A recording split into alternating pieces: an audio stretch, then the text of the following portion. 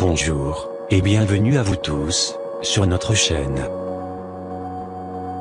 L'Algérie a acquis vendredi 31 mars 2017 plus de 600 documents historiques, datant de la présence ottomane aux premières années de la conquête française, a annoncé ce dimanche 2 avril le ministère de la Culture.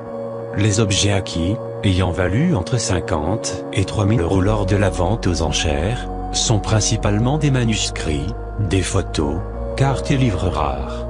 Ces acquisitions ont été faites lors d'une vente aux enchères organisée par Maramba Malafosse, une entreprise fondée à Toulouse par 2 commissaires-priseurs. Des responsables des ministres des Affaires étrangères et de la Culture ainsi que le représentant du consulat d'Algérie à Toulouse ont pris part à cette vente aux enchères, en compagnie de plusieurs autres concurrents, dont des institutions françaises et des collectionneurs de documents anciens. La maison Maramba Malafosse a publié sur son site internet les résultats de cette vente. Il s'agit de la liste des documents, manuscrits et livres, des cartographies et des récits de voyage entre autres.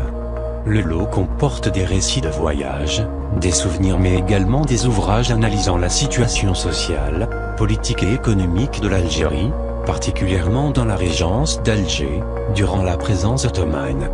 Les documents datant des premières années de la conquête française s'intéressent majoritairement à d'autres régions du pays.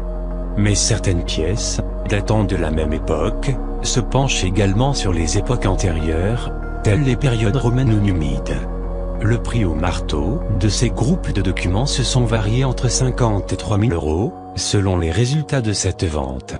Les responsables algériens suscités, ainsi que le directeur de la Bibliothèque nationale, ont ainsi déterminé la valeur scientifique de ces documents. Le ministère de la Culture a expliqué à la suite de cette vente, que cette acquisition, d'une dimension souveraine, entre dans le cadre des efforts déployés par l'Algérie pour récupérer des archives. Les chercheurs algériens pourront ainsi mener des études historiques sur la base de documents fiables.